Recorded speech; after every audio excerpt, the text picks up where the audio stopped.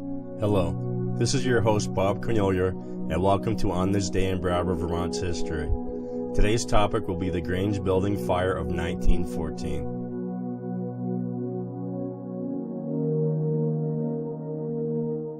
The Grange Building fire, January 18, 1914. Elliott Street, Brattleboro, Vermont. This was the heaviest fire loss in Brattleboro, Vermont since the S.A. Smith Company fire in 1899. The total loss was $60,000 with insurance coverage of $28,900. The owner of the Grange block, Lindy Taylor, had losses valued at $30,000, insurance coverage of $15,000. G.O. Abbott and Son Groceries had meat, stock, refrigerator, plant, and fixtures at a $9,000 loss. Insurance covered $5,900. Fire was discovered by Ernest Goodnow, whose electrical business was located on the second floor of the building.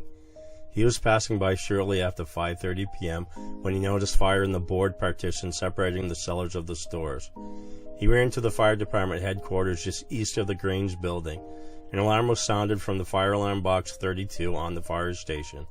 Early indications of fire started in the basement of the G.O. Abbott and Son store. Firefighters were handicapped by the lack of a cellar pipe, which would have enabled an effective stream on the cellar ceiling. The construction of the window openings into the cellar from the sidewalk made it very difficult to reach with ordinary nozzles. The smoke was so thick and pungent there was no opportunity for cutting holes into the first floor to get to the cellar.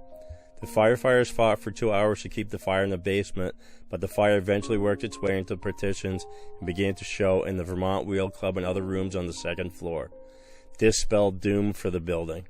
The firefighters turned their efforts to saving the building on the east side and the big stable in the rear.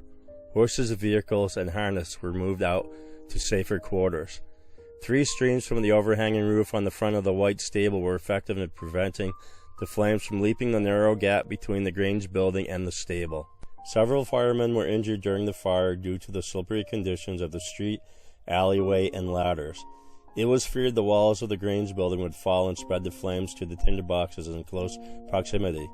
The east wall did buckle, but all stayed up. 2 a.m. the recall was sounded and some of the firefighters were relieved of their duties. G.O. Abbott and Son Grocery purchased the property and rebuilt the building that now stands. The project was finished in January 1915. It occupies the same space as the one destroyed. There are 3 stores on the ground floor. The second floor was devoted to apartments, and the third was to be occupied by the Brattleboro Wheel Club. This is your host, Bob Cornelier. Thank you for listening to this episode of This Day in Brattleboro Vermont History, the Grange Building Fire. Photos and information courtesy of the Brattleboro Vermont Historical Society and newspapers.com. The Brattleboro Historical Society is located on the 3rd floor of the Municipal Building, Suite 301. Hours are Thursdays 2 p.m. to 4 p.m., Saturdays 10 a.m. to 12 noon.